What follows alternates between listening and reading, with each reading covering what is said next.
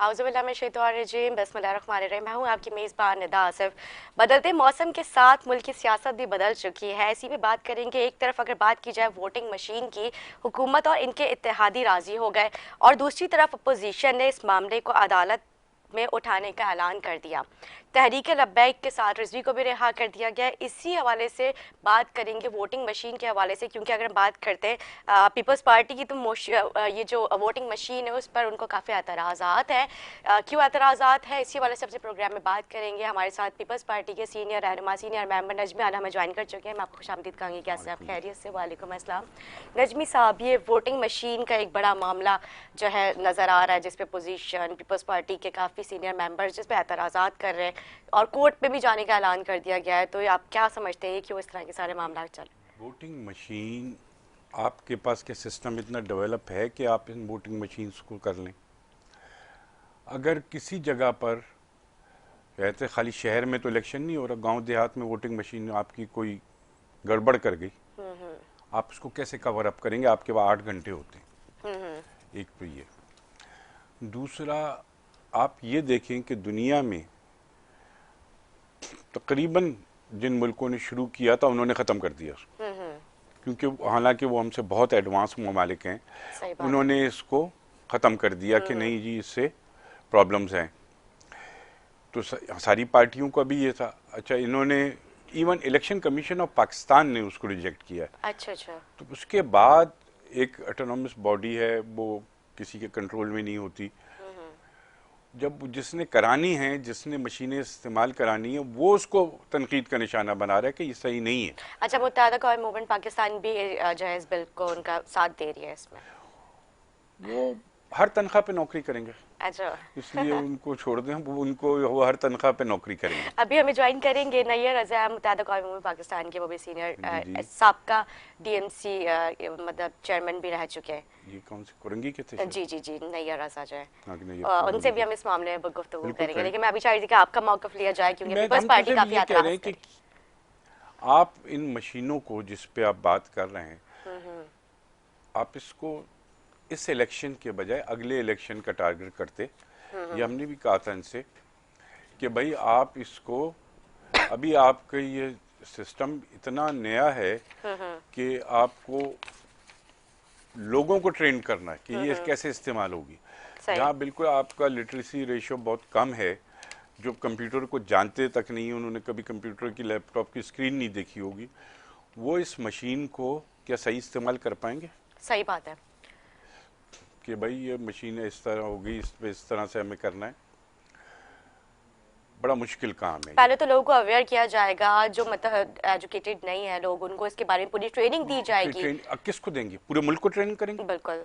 अब पूरे। जाहिर है गांव देहात के जो वोट है वो उनको किस तरह से पता चलेगा कि इसको किस तरह से ऑपरेट करना है, ये सारा एक मामला है। ये मामला है। दूसरा ये कि आप मशीन की क्रेडिबिलिटी कितनी है, आप मशीन की क्रेडिबिलिटी क्या दिखा रहे हैं। जो हमारा अभी मौजूदा सिस्टम है, आप उसको इम्प्रूव करें। आप ये मेक श्योर करें कि कोई जाली वोट ना पड़े। अभी वोटर लिस्टों का आलम ये है, ये नादरा करती है। मेरा एक वार्ड का जनरल सेक्रेटरी आया, उसने 2018 में मुझे, हमें पार्टी को वोट डाला था, कह रहा मेरा वोट रणछोड़ लाइन चला गया। अच्छा। नादरा क्या कर रही है? वोटर लिस्टों का भी इन्होंने जो करेक्शन की मुहिम चलाई हुई है, उसमें भी इतनी प्रॉब्लम आ रही है कि किसी, अब जो आदमी कराची में रहता है उसका वोट वो कराची में कास्ट करेगा ना, वो केपी या पंजाब तो नहीं जाएगा, सही बात है। उसका वोट उधर डाल दिया। इस तरह से आप तो काम नहीं चलेगा। लेकिन वोटिंग मशीन्स आपकी सक्सेसफुल होंगी नहीं। आप इतना बिलियंस ऑफ रुपीस करेंगे, आप उन मशीनों का ऑर्डर देंगे, पाकिस्तान में हर पोलिंग स्टेशन पे एक लगाएंगे ना। बिल्कुल। अब आप ये बताएं कि लाखों की तादाद में पोलिंग स्टेशन होंगे। अच्छा, लेकिन नजमी साहब, इसमें ओवरसीज पाकिस्तानी का भी वोट काउंट किया जाएगा, ये लेकिन एक ओवरसीज बेनिफिट है मेरे ख्याल पाकिस्तानी से। को इलेक्शन लड़ने की भी इजाजत दे नहीं है? नहीं है। अच्छा। आप ओवरसीज पाकिस्तानी को इलेक्शन लड़ने की भी इजाजत देना। लेकिन वोट कास्ट तो कर सकते हैं ना? नहीं, अगर ड्यूल नेशनल है, ड्यूल नेशनल को इलेक्शन लड़ने की इजाजत देना अपने पाकिस्तान में, वो सुप्रीम कोर्ट ने बैन कर दी है। एक आदमी जो पाकिस्तान में इलेक्शन कॉन्टेस्ट नहीं कर सकता, उसका वोट आप कैसे, किस तरह से करेंगे? देखिए ना, ये कानून है कि आप नेशनल असेंबली या प्रोविंशियल असेंबली का जो मेंबर बनेगा वो उसका एलिजिबल होना चाहिए। जो एलिजिबल नहीं है पाकिस्तान की असेंबली में, मुझे कोई ओवरसीज पाकिस्तानी के वोट से प्रॉब्लम नहीं है, वो भी पाकिस्तानी है, वो भी वोट कास्ट करें। अब आमतौर पे आपकी जो कौंसलेट्स हैं वो किसी मुल्क में 3-4 बड़े जो ममालिक हैं जिधर आप ज़्यादा अपना स्ट्रेंथ रखते हैं, वहाँ पर मैंने देखा इंग्लैंड में, लंदन में आपकी एम्बेसी है तो 3-4 शहरों में आपकी कौंसलेट्स हैं। बाकी जो इंग्लैंड के इलाके में लोग जो रहते हैं वो कैसे वोट कास्ट करेंगे? इंग्लैंड से बाहर शहर के स्कर्ट्स में या छोटे शहरों में रहते हैं, वो अपना वोट कास्ट क्या आप वहाँ पर भी हर शहर में एक मशीन लगाएंगे? सही बात है। आपको फिर नहीं, ये तो फिर गवर्नमेंट की भाई अगर जिम्मेदारी 200 है ना, वो सारी देखें चीजें ना, उनको अगर प्रोवाइड अमेरिका करें। में कोई 150 किलोमीटर दूर रहता है, 200 किलोमीटर दूर रहता है, वो अपना वोट कैसे कास्ट करेगा? वो वहां से जो करीब तरीन शहर होगा, आपकी 5-6 होंगी कौंसलेट, इससे ज़्यादा नहीं है अमेरिका में, मुझे एग्जैक्ट नहीं पता, आप कौंसलेट्स में ही लगाएंगे, आप किसी और जगह स्कूल में तो नहीं लगा सकते। आप या तो फिर उनको हर शहर में पूरी दुनिया के ये फैसिलिटी प्रोवाइड करें कि हर शहर में हमने एक पोलिंग स्टेशन बनाया है जिधर आके आप डालें। अगर कोई 200 किलोमीटर दूर से वोट डालने कहाँ से आएगा? और अगर आप उनको वोट का हक दे रहे हैं तो फिर उनको ड्यूल नेशनल को इलेक्शन लड़ने की भी इजाज़त होनी चाहिए। ठीक है, तो पीपल्स पार्टी को मतलब जिस तरह से आपने कहा कि और ममालिक में इस मशीन को जो है मतलब मना कर दिया गया, अब वो इसके जरिए वोट कास्ट नहीं करवाएंगे, तो पीपल्स पार्टी को और बाकी जो दीगर जमातें हैं उनको इस चीज़ की इनसिक्योरिटी है कि कहीं कोई खुदा न खास्ता कोई मामला बिगड़ ना जाए? नहीं, पाकिस्तान में जो जिस किस्म के इलेक्शन होते रहे और अभी भी हम कहते हैं कि सिलेक्टेड गवर्नमेंट है, आप मशीन से गड़बड़ भी कर सकते हैं। अच्छा। मशीन से बिल्कुल हो सकती है गड़बड़। आपको लोगों लेकिन को वो इलेक्ट्रॉनिक मशीन है सर, कैसे उसमें जो है गड़बड़ हो सकती है? कंप्यूटराइज में आपकी चीजें जब हैक हो जाती हैं, हाँ। हैक हो जाती हैं, फिर वो कैसे, वो भी तो वही है। आपको देखिए, ये इलेक्ट्रॉनिक मशीन हो या जो यूरोपियन ममालिक ने उसको रिजेक्ट कर दिया, अपने पास राइज करके उन्होंने उसको रिजेक्ट किया कि इसमें प्रॉब्लम्स हैं, ये मशीनें नहीं सही। अच्छा जी, अभी जो बल्दियाती इंतखाबात होंगे क्या इसी वोटिंग मशीन के जरिए किए जाएंगे या फिर जैसे नॉर्मल इंतखाबात जल्दी तो ये कर भी नहीं सकते। अच्छा। ये अगर 2023 के इलेक्शन तक कर दें तो बहुत बड़ी बात है कि इतना पूरा सिस्टम डेवलप कर दें। अभी बिल्कुल हमारा राइट है, हम इसको सुप्रीम कोर्ट में जाएंगे। इवन इलेक्शन कमीशन आपको कई दफ़ा मना कर चुका है कि ये वोटिंग मशीन नहीं चलेंगी, आप मानने को तैयार नहीं है। जिसने इलेक्शन कराने, इसके माने आप इलेक्शन कमीशन को एज ए एक सरकारी इदारे के तौर पे अपने जो इनके सबऑर्डिनेट इदारे हैं उसके तौर पे ट्रीट कर रहे हैं। एक इंडिपेंडेंट इलेक्शन कमीशन के तौर पे आप उसको ट्रीट करने को तैयार ही नहीं है। आप उसको भी अपने जो लैंग्वेज इलेक्शन कमीशन के लिए आप जाके माफ़िया मांग रहे हैं। पीटीआई के मिनिस्टर्स और ये एमएनए जो उन्होंने इलेक्शन कमीशन को आग लगा दो, ये कल ये सब ऑन रिकॉर्ड है। ये तो सेनेट की कमेटी से वोट के इलेक्शन कमीशन वाले बाइकआउट कर गए थे जब बोला गया कि इनके इसको आग लगा दो। अगर आप इलेक्शन कमीशन को इंडिपेंडेंट कर रहे हैं कि इलेक्शन कमीशन बिल्कुल इंडिपेंडेंट होना चाहिए, जस्ट लाइक इंडिया, जिस वक्त इलेक्शन होता है तो आप समझ लीजिए उनका चीफ इलेक्शन कमिश्नर तो होता है, वो मुल्क का वजीर आज़म होता है, सारी चीज़ें उसके कंट्रोल में होती हैं। आप उस तरह से इसको करें ना कि ताकि वो चीज़ें हो, बजाय इसके क्या इलेक्शन कमीशन को कि आप बात सुनने को तैयार नहीं हो, जो कि आप एक तरफ तो कहते हो कि इंडिपेंडेंट इलेक्शन कमीशन और ये, फिर उसकी बात माने आप इलेक्शन कमीशन की।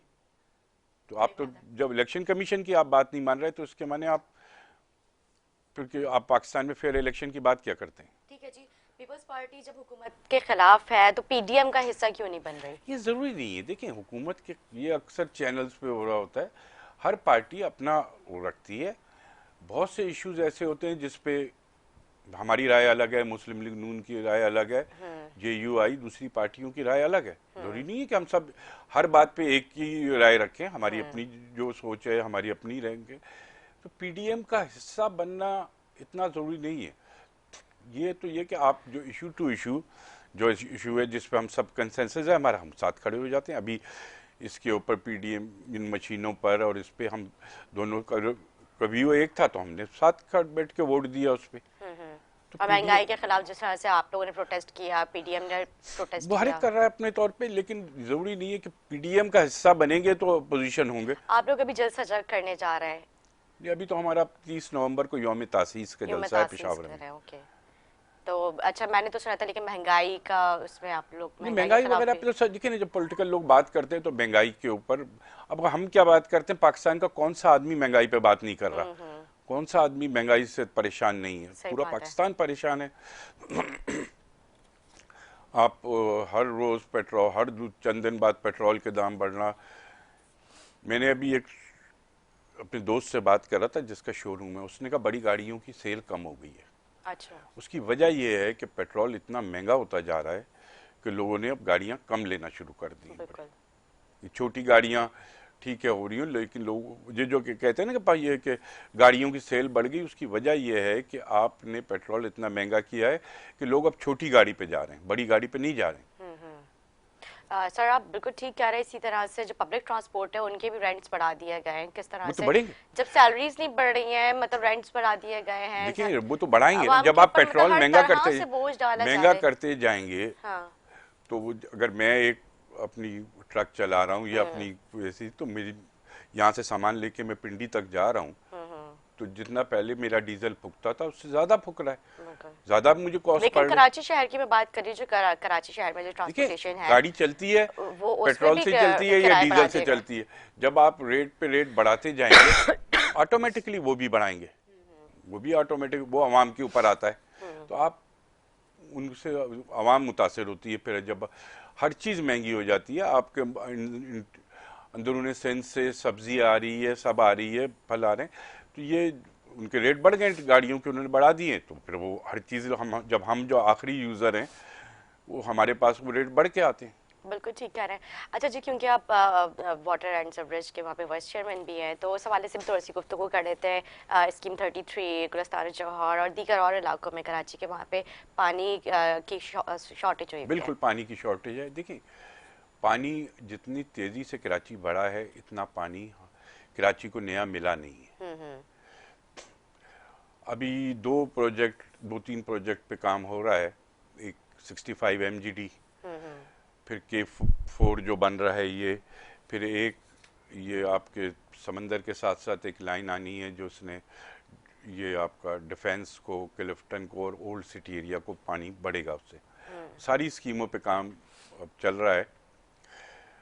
पानी की आबादी जिस तेजी से बढ़ी है स्कर्ट्स में, एक मिसाल बताता हूँ आपको। औरंगी टाउन में एक जर्मन स्कूल है, वहाँ पर बेनज़ीर साहिबा ने अपने सेकंड टेन्योर में एक पंपिंग स्टेशन का खुद जाके इफ्तिताह किया था। सही। और बहुत बड़ा पंपिंग स्टेशन है जिससे औरंगी टाउन को बहुत फ़ायदा हो रहा। अब वो पंपिंग स्टेशन ना होने के बराबर हो गया है, अच्छा। उस तक पानी नहीं पहुंच रहा। हुआ ये कि उससे आगे इतनी आबादी हुई और अनप्लान्ड आबादी हुई, पानी हर एक लेता है, वो आते उस सब आबादियों में पानी जाते जाते जाते जो औरंगी टाउन का वो पानी सारा खत्म हो गया है। अच्छा। अच्छा। पानी की शॉर्टेज है और वाटर बोर्ड की भी उसमें काफ़ी मिसमैनेजमेंट है। इसमें मैं उसको वाटर बोर्ड को कोई नहीं माफ़ करूँगा। इसके अलावा हमारे पास आजकल हमने बहुत सख्ती से शुरू किया हुआ है वो पानी की थेफ्ट के खिलाफ। आप डेली अगर मान लो एक हफ्ते में 3-4 ऑपरेशन बड़े होते हैं, इस पर हम बहुत ज़्यादा जोर दे रहे हैं, पानी चोरी पे और पानी के लीकेजेस पे। अभी और इलीगल कनेक्शंस जो किए जा रहे हैं। इलीगल कनेक्शंस हैं। अब वो रास्ते में आबादियां बन गई, ठीक है, वाटर बोर्ड के ऑफिसर्स की कन्वीनियंट भी उसमें होती है। अब वो उन्होंने इलीगल, अच्छा एक बड़े मसला है, हमें पता है ये इलीगल कनेक्शन है, लेकिन एक आबादी में जा रहा है। अब हम उसको कैसे काटें? उस आबादी के लोगों का क्या होगा? तो उसको लीगलाइज करें ना, मतलब इलीगल नहीं, तो ये तो गैर अब कानूनी है। नहीं, अब हाँ उसको हम, पानी ऐसी ज़रूरत की चीज़ है जिसको आप डंडा मार के एकदम नहीं ख़त्म कर सकते। अगर रास्ते में 10-12 गोट आ गए, उन्होंने कनेक्शन ले लिया अपने गोट में, अब वहाँ पे 5,000 लोग रहते हैं, उनका पानी हम एकदम नहीं काट सकते। सही बात है। आप ऐसे नहीं काट सकते। हम उसको कोशिश कर रहे हैं कि बिलिंग के सर्कल में लाएं, और अगर कोई कमर्शियल पानी चोरी हो रहा है, बीच में हमारी अपनी वाटर बोर्ड की बड़ी ज़मीनों पे कब्जा हो गया था। अभी हमने तकरीबन कुछ 15-20 एकड़ ज़मीन अपनी सारे काबजीन से खाली कराई है, अच्छा जो अच्छा। वाटर बोर्ड के फ्यूचर प्लानिंग के लिए रखी हुई थी। उस पर हम मुस्तकिल हमारा थेफ्ट सेल काम कर रहा है। अच्छा, उधर भी हमें पुलिस भी खैर हमारा बहुत उसमें अब साथ दे रही है, क्योंकि वहाँ पर जो माफियाज बैठी हैं, वाटर बोर्ड का स्टाफ उनसे नहीं लड़ सकता। बिल्कुल हकीकत है। तो सर ये माफियाज को बिठाया किसने? वो माफियाज नहीं इतनी स्ट्रांग हो कैसी गई हैं कि मतलब अब डिपार्टमेंट्स उनको फेस करते हुए डर रहा है? नहीं, अब पता क्या होता है, हमें पता है जिस जगह पर ये अगवान बस्ती है, इसमें पानी चोरी होकर जाता है, वहाँ वाटर बोर्ड का स्टाफ नहीं घुस सकता। अच्छा। हर जब तक पुलिस हमारे साथ ना हो, हम ये काम नहीं कर सकते। लोग रेजिस्ट करते हैं, वाटर बोर्ड का स्टाफ तो लड़ेगा तो नहीं ना। लेकिन अब पुलिस को बड़ी सख्त इंस्ट्रक्शन है सिंध गवर्नमेंट की, और पुलिस हमसे बहुत ताउन कर रही है। जहाँ पर भी हम उनको बुलाते हैं वो आ रहे हैं, और हम मुस्तकिल बुनियादों पे ये ऑपरेशन कर रहे हैं पानी की चोरी के खिलाफ। और अब हमने एक नई पॉलिसी भी बना रहे हैं कि सब सॉइल वाटर के हम इजाज़त देने जा रहे हैं, अच्छा अच्छा। क्योंकि फैक्ट्रीज वगैरह को उनको देना ज़रूरी है, इंडस्ट्रीज बिल्कुल। को पानी दिए बगैर, कि भाई उनको हम ये सब सॉइल वाटर प्रोवाइड करें।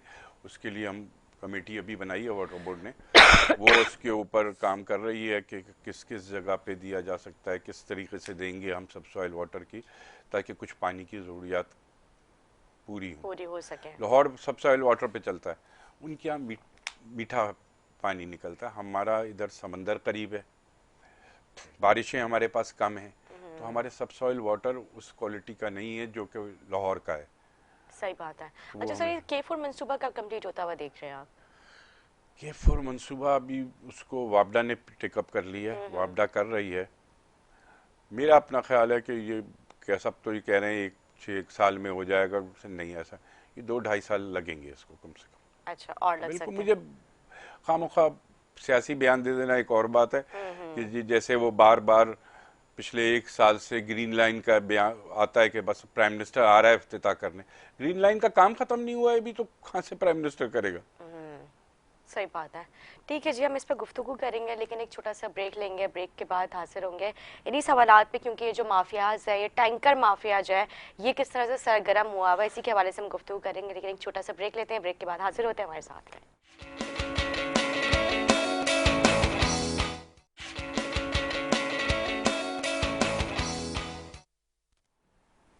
जी नाजरीन, खुश आमदीद। ब्रेक से पहले हम बात कर रहे थे लीगल कनेक्शन। उससे पहले मैंने ब्रेक से जाने से पहले मैंने कहा था कि हम बात करेंगे जो गैर कानूनी हाइड्रेंट जो टैंकर माफिया है वो काफ़ी सरगर्म है। उसके हवाले से जिस तरह से हम ब्रेक से पहले गुफ्तगू कर रहे थे कि ये मतलब पानी भी वेस्ट होता है, सड़कें टूट फूट का शिकार, मतलब काफ़ी मुश्किलात का सामना होता है आवाम को। बिल्कुल सही कह रही हैं आप। हमारे पास 8 हाइडेंट्स अप्रूव्ड हाइडेंट्स हैं ठीक जो है। वाटर बोर्ड की निगरानी में चलते अच्छा, हैं। कौन कौन से डिस्ट्रिक्ट्स में कहाँ कहाँ देखिए, है? असल में साउथ में नहीं बन सकता हाइडेंट, साउथ बिल्कुल। में कोई जगह नहीं है।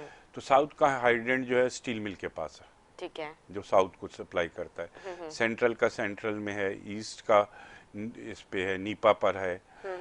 इस तरह से हर इलाके के लिए, हर जिले के लिए एक हाइडेंट ठीक है। मखसूस किया गया है। तो वो 8 हाइडेंट हैं। बिल्कुल आपने सही कहा, चोरी के हाइडेंट चल रहे हैं।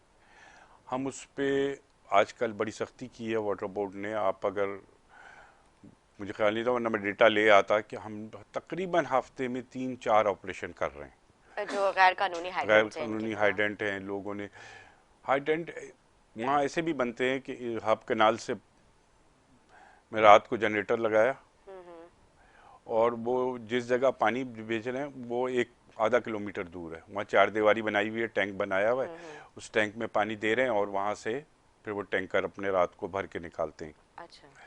अब हमने मुस्तकिल बुनियाद पे उस पर ऑपरेशन हमारा चल रहा है, और ये काफ़ी बड़ी तादाद में है चोरी और ये सब, लेकिन प्रोग्रेस हमारी अच्छी है, हमारे एंटी थेफ्ट सेल की ना। अब जहाँ से भी इतला मिलती है हम फौरी करते हैं, फिर डिपार्टमेंट भी अपने तौर पे उसको फॉलो कर रहा है। अभी हमने एक रिसेंटली हाई लेवल मीटिंग हुई थी जिसमें सारे डीसीज और एसएसपीज को बुलाया था कि हम आपको ये लिस्ट दे रहे हैं एसएसपीज को, ये 8 हाइडेंट हैं। ठीक है। इसके अलावा जहाँ पे भी हाइडेंट आप देखें उसके खिलाफ कार्रवाई करें, वो भी अब इन प्रोसेस है, अब शुरू हो जाएगा चंद ठीक दिनों है। में। अच्छा, ये जो बल्दिया टाउन वाला हाइड्रेंट है ये लीगल है? बल्दिया टाउन में कौन, एक हाइडेंट है जी, वो लीगल है?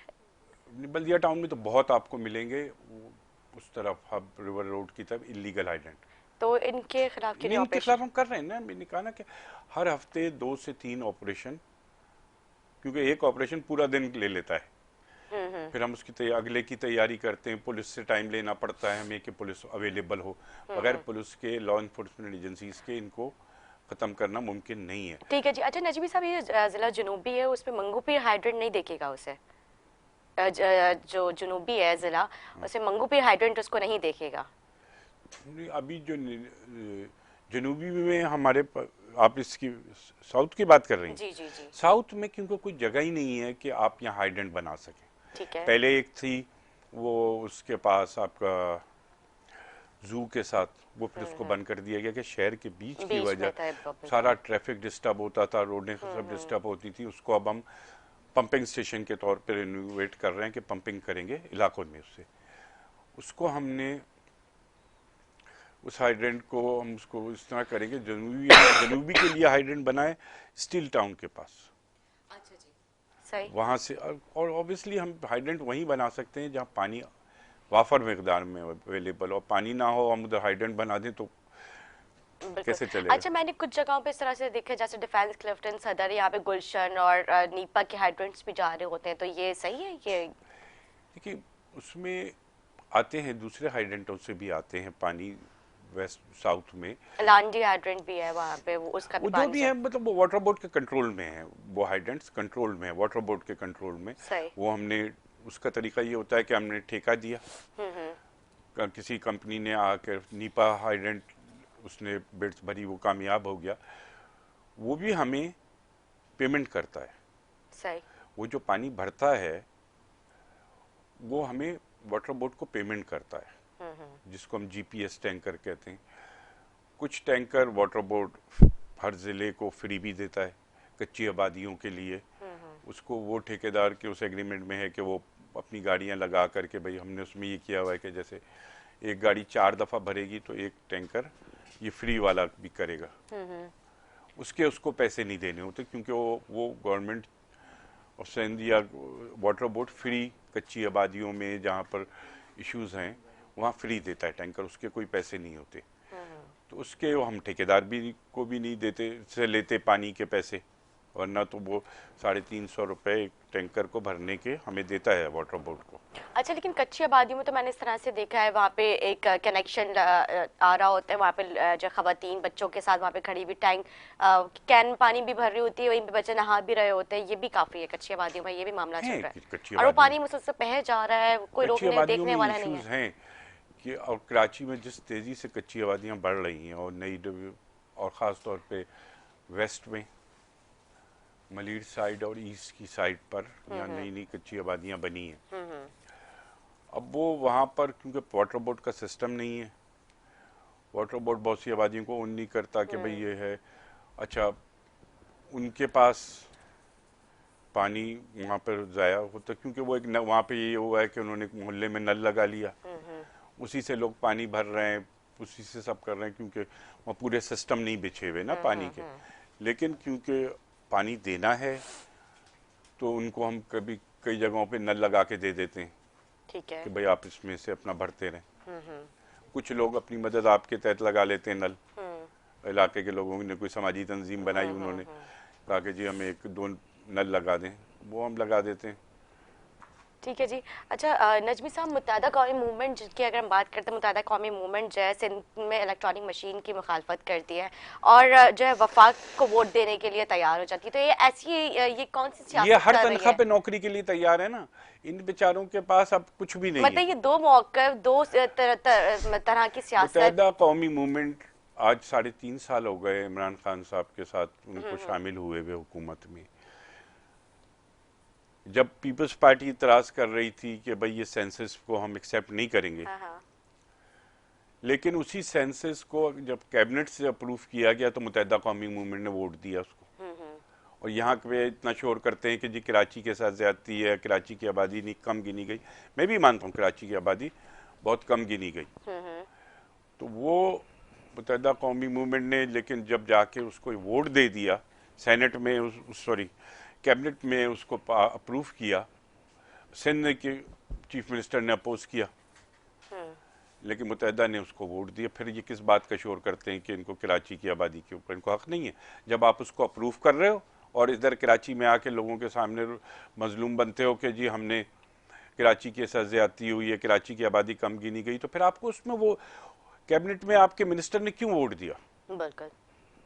उसको क्यों अप्रूव किया लेकिन कैबिनेट वो तो ने? कहते हैं सबसे पहले हमने ये सेंसस का ये इसके ऊपर आवाज हम ही ने उठाई थी, आवाज उठाई उन्होंने, मैं उस पर नहीं और कहता, हमारा लेकिन हमारी प्रैक्टिकली वफात से क्या है कर? इसी बात के ऊपर कि आप ये जो रीसेंसस कराएं। भाई सिंध ने तो अभी तक उस सेंसस को अप्रूव नहीं किया है।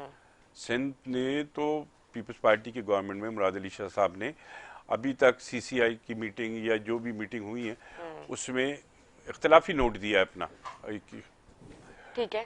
लेकिन मुत्तहिदा ने कैबिनेट में उसको पास किया है। तो इनके पास क्या जवाब है कि ये आके ये बोलते हैं? ठीक है जी, आसिफ अली जरदारी साहब ने दावा किया है इमरान खान साहब 5 साल मुकम्मल नहीं करेंगे। आपको लगता करेंगे? हो भी सकता है। बिल्कुल आप सही कह रही उन हैं, हो भी सितारे तो मुझे सकता है। उरूज पे जाते हुए नजर आ रहे हैं। उरूज पे नहीं, बस नहीं। अब वो जिस तरह से ये बड़ा शोर करते हुए अलग हुए कि भाई ये मशीनों को हम एक्सेप्ट नहीं करते, फिर आपने क्यों उसको वोट दिया? एक बात पे कायम रहे ना कि भाई हमें मशीनें एक्सेप्ट नहीं है, ठीक है। इन्होंने कुछ अपने फायदे ले लिए होंगे, कराची के लिए तो कुछ नहीं मांगते, अपने लिए ही मांगते होंगे ये, तो फिर आपने उसको एक स्टैंड ले लिया, फिर उसको क्यों आपने उस पर वोटिंग में उसमें उसको दिया? वो यानी कि आपकी हर बात में तजाद है। ठीक है जी, पीपल्स पार्टी किसी बड़े एहतजाज की तैयारी करने जा रही है यौम तासीस के अलावा? यौम तासीस तो वो हर साल होता है, वो तो एहतजाज हो या ना हो, लेकिन हमने अभी ज़िलाई सतह पे बहुत मुजाहरे किए कि हम अपना प्रोटेस्ट या तो मीडिया के ज़रिए या पब्लिक गैदरिंग के ज़रिए ही दे सकते हैं। हम जो घुस के असम्बली में या प्राइम मिनिस्टर हाउस में तो नहीं प्राइम मिनिस्टर को बाहर फेंक सकते, लेकिन हम अपना एहतजाज हर सतह पे रिकॉर्ड करा रहे हैं कि भाई ये है और इस क्या आवाम के साथ हो रहा है। हमारा एहतजाज हर जगह पे रिकॉर्डेड है, असम्बलीज़ में भी, मीडिया टॉक्स में भी, और ये पब्लिक मुजाहरों के ज़रिए भी हमने इसके ख़िलाफ़ किया। और ये तो पीपल्स पार्टी का इशू नहीं है, ये पाकिस्तान के आवाम का इशू है। बिल्कुल ठीक महंगाई कह रहे खाली पीपल्स पार्टी वाले थोड़ी मुतासिर है। सर, बिल्कुल ठीक कह रहे हैं। इसी तरह से अगर हम बात करें कि कराची की 2 बड़ी मार्केट्स उनमें वो भी आतिशबाजी के शिकार हुई हैं। आज भी एक आग लगी है। सर ये क्या मामला है? मतलब कितने लोग तो बेरोजगार हो ही रहे, लेकिन लोगों के इस अब मैं तरह से आपको कारोबार को तबाह बर्बाद ये कर दिया जाएगा, ये भी एक मामला है। मुर्तजा वहाब साहब जो है वहाँ पे पहुंचते हैं, वहाँ पे आवाम को दिलासा दिलाते हैं मैं आपके साथ यहाँ पे बैठूंगा, लेकिन उसके बाद मुर्तजा वहाब साहब जो वहाँ से गायब हो जाते नहीं, हैं। एक बात, ऐसा क्यों है? वहाँ के मार्केट में ताजर जो है वहाँ की काफी नहीं नहीं परेशान नहीं है। नहीं वो बोल रहे नहीं हैं कि सिंध हुकूमत किसी एक तरह का सेकंड, कोई कॉपरेट नहीं कर रही है हमारे कोऑपरेटिव साथ। मार्केट के पे मुर्तजा तकरीबन 4 घंटे वहाँ बैठा रहा। लेकिन सर आपने अगर ताजरों की वहाँ के उनके अपने जो वहाँ के मैं आपको बता दूं, एसोसिएशन के चेयरमैन हैं उन्होंने खुद आके मीडिया टॉक किए हैं। मुझे मेरा एक पार्टी का अहदेदार है, उसने कॉल की, उसकी कोऑपरेटिव मार्केट में दुकान है जी भाई आग लग गई है और अभी फायर ब्रिगेड तो पहुंची है लेकिन कम गाड़ियां पहुंची। मैंने राइट अवे उसका कॉल करते ही मुर्तज़ा को कॉल की, तो मुर्तज़ा ने कहा मुझे पता है, हमने 8 गाड़ियां और मूव कर दी हैं। वाटर बोर्ड का एक हाइडेंट से हमने पानी की सप्लाई रोक दी जो करीब करीब था कि वहाँ से सारे टैंकर भर के इधर जाएंगे। मुर्तज़ा ने कहा नजमी भाई मैं गाड़ी में बैठने ही जा रहा था, वहीं जा रहा हूँ। अच्छा। और मुर्तज़ा वहाँ 4 घंटे बैठा रहा है कि उसकी सारे ऑपरेशन की निगरानी करता रहा है। अच्छा, एक ये हमारी अपनी एक डिस्कशन भी हुई, ये क्या वजह है? आप अगर इन मार्केट्स में जाएं, आप अगर जिधर उस मार्केट के मीटर्स लगे हुए आप देखेंगे, आपको एक जंगल नजर आएगा तारों का। बिल्कुल। किसी जगह पर वायरिंग सही नहीं है और ये सब शॉर्ट सर्किट से लग रही है। सर मतलब अचानक कांस्टेंट आज आप बता रहे हैं कि एक और मार्केट में आग लग गई है, एक दिन पहले एक मार्केट में लगी, दूसरी मार्केट में लगी, फिर तीसरी, और अचानक इस तरह से लगती है कि पूरे फ्लोर्स जल जाते हैं, लोगों की कारोबार कई करोड़ों का। चलो ठीक है, एक फ्लोर पे लगती है, नहीं देखें बात ये होती है कि यहाँ पे पूरी मार्केट तबाह बर्बाद हो रही है। आपने अंदर की क्लिप्स तो देखी उस मार्केट में मैं गया हूँ, उस मार्केट में कौन सी प्रोडक्ट्स हैं। अब अगर कपड़ा है वो तेज जलेगा, ठीक है ना, केमिकल कहीं होगा तो वो और ज्यादा खतरनाक हो जाता है। तो अब या कोई ऐसी मार्केट है, लकड़ी की मार्केट है, तो वहाँ आग तेज फैलेगी, जलने वाली चीज़ है ना वो। अभी हमारी डिस्कशन हुआ है और अभी शायद चंद दिनों में कराची की मार्केट्स का सर्वे शुरू होने वाला है। सही। मुर्तज़ा ने मुझे बताया था कि हम इसकी सर्वे शुरू करा रहे हैं कि क्या मार्केट की इंटरनल वायरिंग किस क्वालिटी की है। वो गवर्नमेंट की जिम्मेदारी नहीं है, वो मार्केट की जिम्मेदारी है।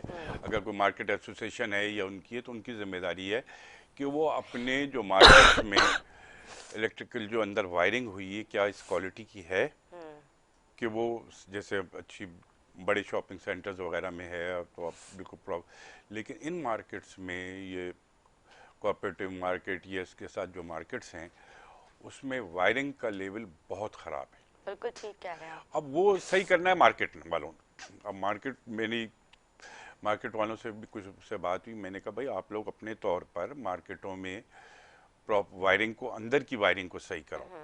वायरिंग अंदर बहुत घटिया क्वालिटी की हुई भी है, ज़रा सा भी कुछ ज़्यादा ओवरलोड बिजली आ गई, ये कभी कभी एकदम वोल्टेज हाई हुआ तो उड़ जाती हैं, उसी से आग लगती है। ठीक है जी। सिंध गवर्नमेंट ने किसी किस्म का ताजरों के लिए रिलीफ पैकेज का ऐलान किया या ये फ्यूचर में कुछ उनके लिए कुछ करने जा रहे हैं? देखिए, एक तो इतना पॉसिबल जो प्रैक्टिकल बात करनी चाहिए, वैसे तो आप तकरीर में कुछ भी कह लें। बिल्कुल नहीं, मुझे आपकी बात अच्छी लगती है, आप जो है देखिए बिल्कुल ना, खरी बात करते हैं जो हकाइक पे देखिए बेस्ड है। हकीकत तो ये है कि इन सब मार्केटों को अपने आप को इंश्योर्ड रखना चाहिए, ठीक है ना।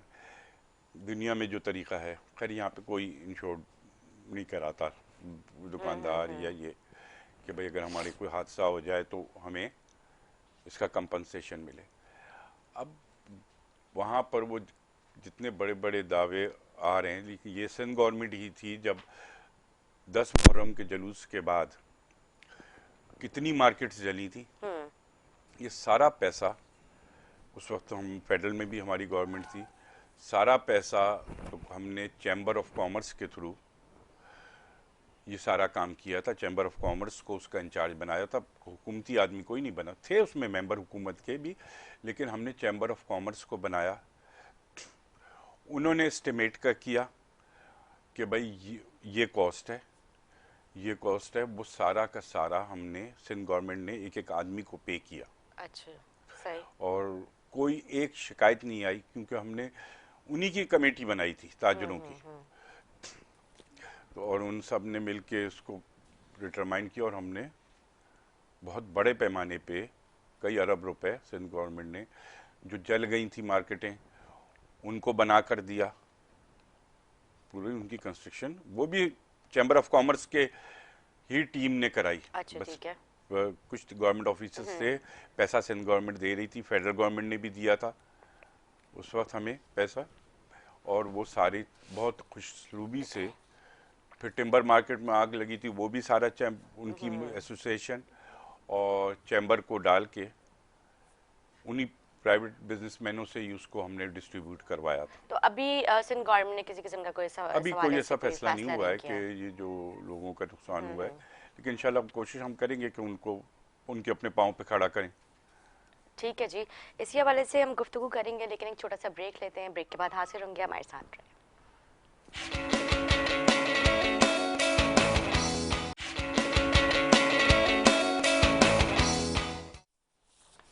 जी नाजरीन, खुशामदीद। डिस्ट्रिक्ट औरंगी के साबिक चेयरमैन नैयर रज़ा में ज्वाइन कर चुके हैं और पहले से हमारे साथ मौजूद है पाकिस्तान पीपल्स पार्टी से नजमी आलम साहब। मैं आपको खुशामदीद कहूँगी, कैसे आप खैरियत से?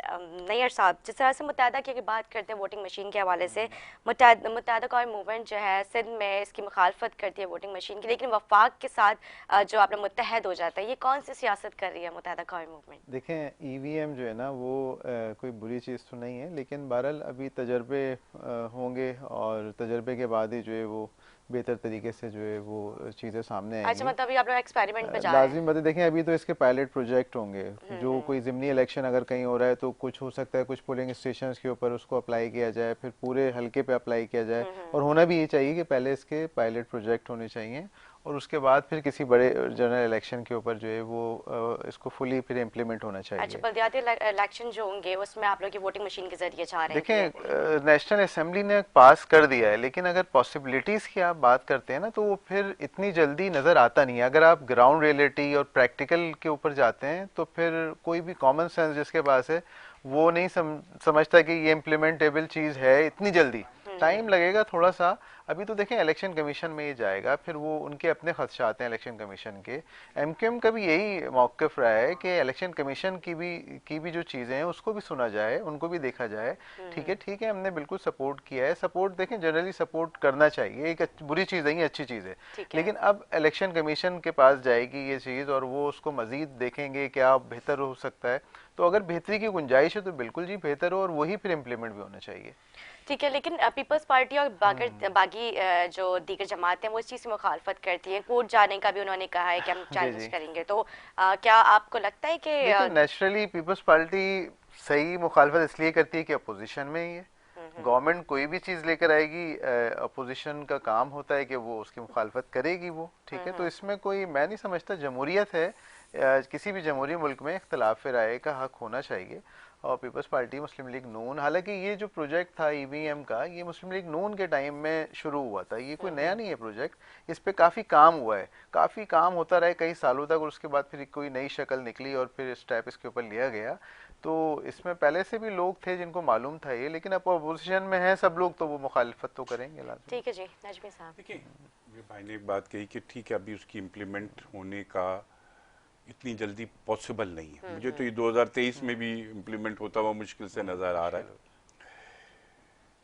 ठीक है, ये अलाई हैं, इन्होंने उसकी उस बेस पे हमायत की। खाली इसलिए हम मुखालफत नहीं करेंगे क्योंकि हम अपोजिशन में। इसको पहले दिन से इलेक्शन कमीशन ने रिजेक्ट किया, जो ऑन रिकॉर्ड है कि, और इलेक्शन कमीशन एक इंडिपेंडेंट इदारा है, उसमें हुकूमत को दखल देने का कोई हक नहीं है उसके मामलात में। लेकिन उसको पीटीआई की गवर्नमेंट ने, इलेक्शन कमीशन को पूरी कोशिश कि हम जैसे कोई सूबाई इदारा है या कोई, उसको इस तरह करके चलाएं, जिसमें उसको धमकियां भी दी गई। सेनेट की मीटिंग में कह दिया गया कि इसको आग लगा दो। अब वो बाय फोर्स हर चीज इलेक्शन कमीशन की इंडिपेंडेंस को खत्म कर रहे हैं।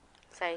अगर इलेक्शन कमीशन एक फैसला करता है कि नहीं जी ये नहीं होगा, तो यू शुड एक्सेप्ट इट। आप फिर, वरना आप ये बात ना करें कि इलेक्शन कमीशन खुद मुख्तार है। आप इलेक्शन कमीशन को अपने कंट्रोल में करना चाहते हैं, जिसके अगर ये इस टाइप की कोशिश होंगी तो आप फिर कभी भी पाकिस्तान के इलेक्शन को कोई एक्सेप्ट नहीं करेगा। वैसे भी नहीं होता कि जो भी नहीं आता वो कहता है कि जी ऐसा हो गया वैसा हो गया। लेकिन हमको ये बात देखनी चाहिए कि कितने ममालिक ने इसको स्टार्ट करके बंद कर दिया। वो बड़े, जिनको, जो हमसे बहुत एडवांस हैं। मुझे खालिद मकबूल सिद्दीकी की बात याद है, उन्होंने कहा कि अगर कोई मशीन ख़राब हो गई किसी इलाके की तो आप क्या करेंगे। बिल्कुल। और ये बिल्कुल जेन्युइन बात थी उनकी। चलिए शहर में तो आप कुछ जल्दी से कुछ कर लें, जो आप देहातों में आप जब लगाएंगे वो मशीन ख़राब हो गई, उसको कौन सही करने आएगा फौरी तौर पे। ये खालिद साहब ने एक बात कही थी जो बिल्कुल जेन्युइन बात थी, खालिद मकबूल सिद्दीकी साहब। आप अपने इलेक्शन के सिस्टम को अच्छा करने की कोशिश करें कि ठप्पे ना लगें, ये सब ना हो, इसको बेहतर करें। इलेक्शन कमीशन को आप इतना पावरफुल करें कि वो इलेक्शन, जब इंडिया में जैसे होता है कि जब इलेक्शन हो रहे होते हैं, समझ लें जो उनका चीफ इलेक्शन कमिश्नर है उसके बाद प्राइम मिनिस्टर की पावर आ जाती है। आप इसको ऐसे करें, आप इसको ऐसे करें कि आपका इलेक्शन कमीशन इतना मजबूत हो कि कोई उसके आगे पर ना मार सके। ठीक है जी। नैयर साहब, आपने नजमी साहब की गुफ्तगू सुनी, उन्होंने कहा कि इलेक्शन कमीशन भी इस चीज़ को जो है नहीं मान रही है। हाँ, ये बात सही है। इलेक्शन कमीशन के बहुत सारे खदशात हैं, उन्होंने कई दफ़ा जो है वो कहा है और गवर्नमेंट को कहा है उन्होंने।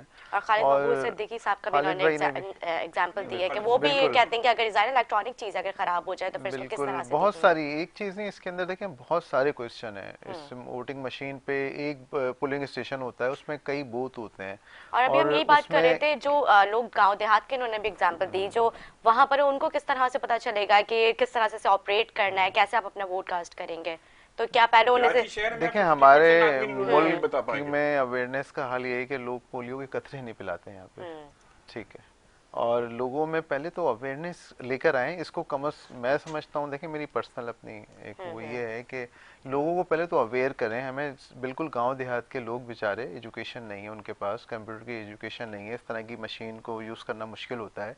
मैंने देखा है कि एटीएम के अंदर जो जिनको अभी गवर्नमेंट पैसे देती है, थोड़े से इमदाद करती है, वो बेचारे बाहर किसी का वेट कर रहे होते हैं, कोई आएगा सही कह और रहे उनके पैसे एटीएम से निकाल के दे देगा। बिल्कुल ऐसे ही है। कई दफ़ा ऐसा हुआ है कि मैं एटीएम करने गया हूँ तो कोई खातून खड़ी हो, कहती हैं कि हमारा बिल्कुल मेरे साथ भी इस ऐसे तरह। हुआ है। तो आप सोचेंगे जब ये कंडीशन है, और ये मैं कराची शहर का बता रहा हूँ आपको, ये मैं किसी भी देहात का नहीं बता रहा आपको। तो वहाँ पे फिर क्या करें, जब शहर के अंदर ये सिचुएशन होगी तो फिर हमारे जो रूरल एरियाज हैं वहाँ पे तो और ज़्यादा प्रॉब्लम होगा। सही। तो फिर पाकिस्तान का देखें मैक्सिमम जो इलाका है वो तो रूरल एरिया है। शहर तो आपके कराची, लाहौर, इस्लामाबाद, रावलपिंडी, पेशावर, यही शहर है ना, बाकी तो आपका सारा जो है वो रूरल एरिया ही है पाकिस्तान के अंदर। तो फिर वहाँ पे बहुत सारे इश्यूज आ सकते हैं। तो मैं समझता हूँ कि पहले लोगों को अवेयर करें, बताएं लोगों को, और इसमें भी जो लोग खदशात हैं, चाहे वो इलेक्शन कमीशन के या किसी के भी हैं, उसको सुना जाए और बहुत ही बेहतर तरीके से एक जो है, ये नहीं है कि जी किसी जिद में और बहस में कोई ऐसा काम कोई करे कि वो सारा इलेक्शन ही मशकूक हो जाए। तो मैं नहीं समझता कि ऐसा होना चाहिए। सबको मिल बैठ के अपोजिशन को भी देखें, मिलाना चाहिए, इनको भी बिठाना चाहिए, इनके जो खदशात हैं वो भी सुनने चाहिए। इसी तरह होता है जब कोई बड़ा मुल्क के लिए कोई बड़ा काम हो रहा होता है तो उस वक्त सबको बिठाया जाता है। लेकिन 18th अमेंडमेंट हुई, उसमें हर पार्टी जो असम्बली में थी वो बैठी। बहुत अरसे उस पे हुआ, रजा रब्बानी साहब उसके हेड थे उस वक्त, जो भी MQM भी उसमें बैठी, उन्होंने अपना पॉइंट ऑफ व्यू दिया। फिर जब आखिर में जब वो पास हुई तो वो पूरी असम्बली ने एक उसमें वो पास किया, क्योंकि सबको ऑन बोर्ड लिया गया था। अब मौजूदा हुकूमत का स्टाइल ये है कि वो ऑन बोर्ड लेने को तैयारी नहीं है किसी को। पहले तय हुआ कि जी इस पे नेशनल असम्बली की कमेटी वो करेगी, फिर एकदम आपने ज्वाइंट सेशन की डेट दे के उसको उसमें डाल दिया। आप अपोजिशन से बात करने को तैयार नहीं है तो अपोजिशन आपसे क्यों बात करे। जब आप देखें, कुछ चीज़ें ऐसी होती हैं कि ऑफ द रिकॉर्ड होती हैं, बात तो हमारी भी कभी कहीं ना कहीं MQM से भी बात होती है, लेकिन वो ऑफ द रिकॉर्ड होती है कि ठीक है जी बात कर ली, किसी और पार्टी से कर ली। नैब के उसके ऊपर कमेटी बनी, उसमें अपोजिशन ने अपनी तजवीज़ें दी।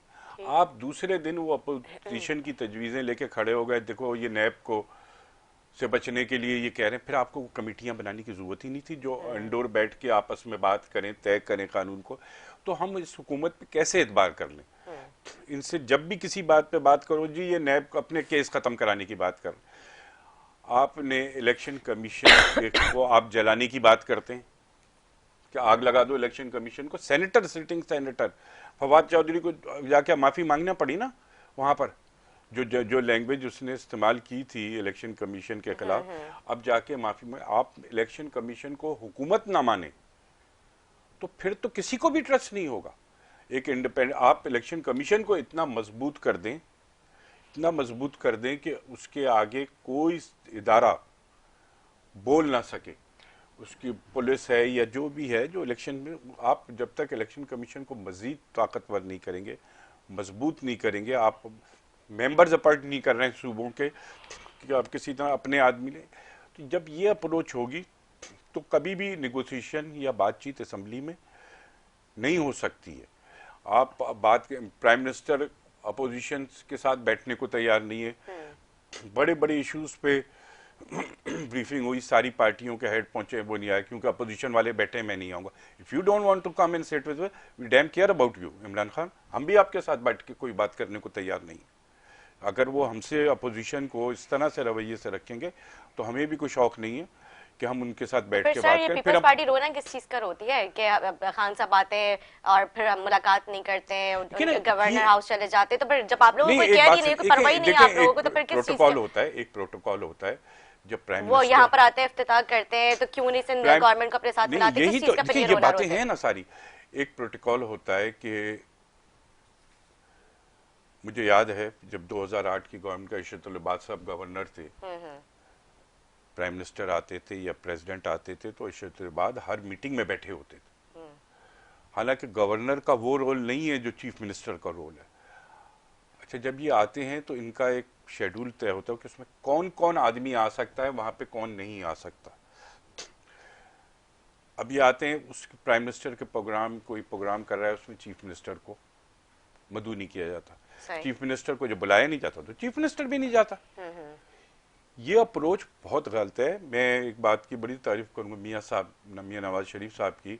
जब वो प्राइम मिनिस्टर बने, उन्होंने कराची में ऑपरेशन शुरू किया।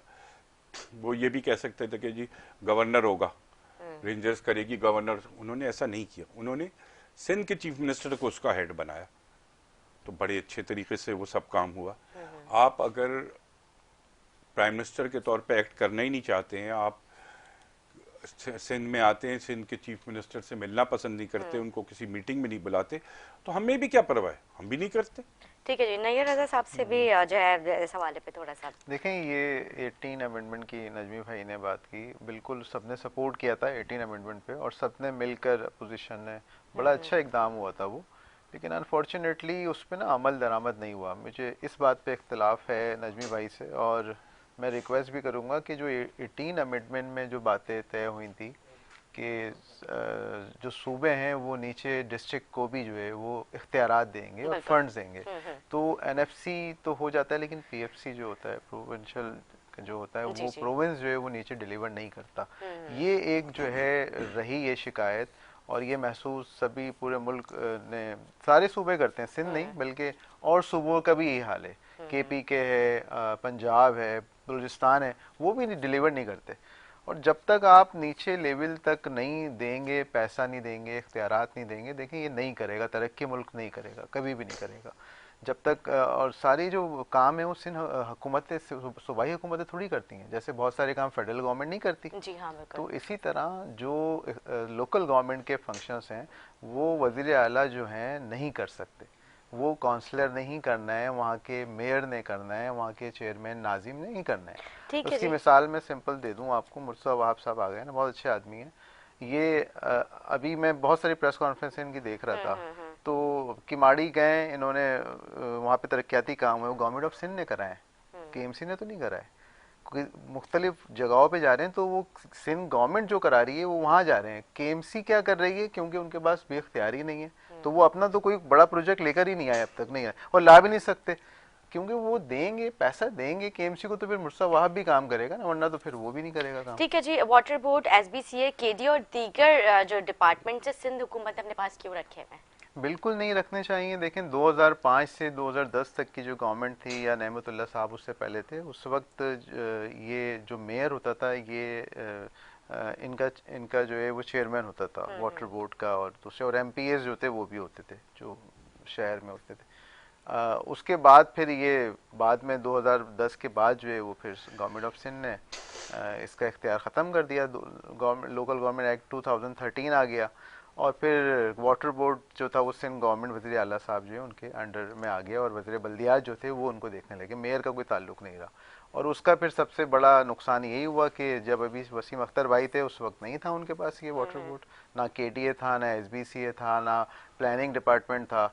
तो शहर में बहुत सारी आपने बिल्डिंगें देखी हैं, ये सारी ऐसी नक्शे इनके जो भी पास होते थे, उसमें लोग जो मकामी हुकूमत है उसको तो पता ही नहीं होता था क्या हो रहा है। तो ये नुकसानात हुए हैं बहुत सारे। अब मैं बहुत समझता हूँ नुकसानात हुए जो जिसका अभी तक हम खमियाजा भुगत रहे हैं, जिस तरह से गैर कानूनी तामीरात और बाकी दीगर चीजें जो है वो इसमें जो आपके सामने ही है सारा रिजल्ट। नजमी साहब, आप जाते जाते क्या पैगाम देना चाहेंगे? मैं इनकी एक बात से बिल्कुल इत्तेफाक करता हूँ कि 18 में हाँ।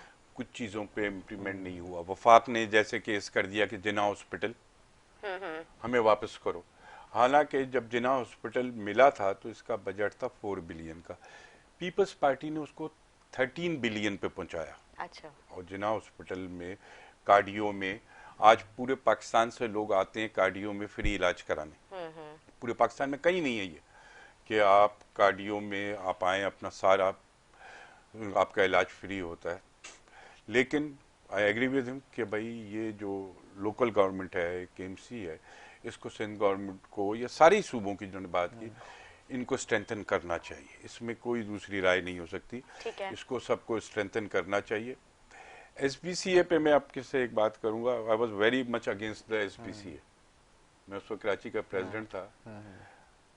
मैंने आपके कुछ साथियों से भी बात की कि यार इस पे आप बात करो, लेकिन मैं बड़ा हैरान हुआ जब असेंबली में बिल गया तो ना आप लोगों की तरफ से हमने तो नहीं करनी थी, आप लोगों की तरफ से भी मुखालफत नहीं आई थी, बल्कि जबकि मैंने कुछ अपने दोस्तों से पर्सनली लेवल पे कहा था कि ये नहीं होना चाहिए, मैं इसके लिए एग्री नहीं हूँ, आप लोग इस पे बात करो। लेकिन जब असेंबली में बिल आया तो वो आप लोगों ने भी उसको पास कर दिया।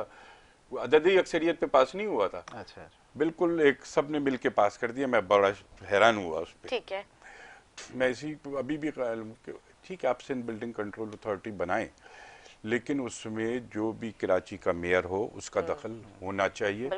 कराची के मेयर को उसमें भी होना चाहिए, वाटर बोर्ड में भी उसका दखल होना चाहिए। इन तमाम चीज़ों में कराची का जो भी हो, चाहे किसी भी पार्टी का हो, वो पता नहीं किस पार्टी का होता है। कल ही खुर्रमशेर जमान ने दावा किया है कि मेयर हमारा होगा पीटीआई का।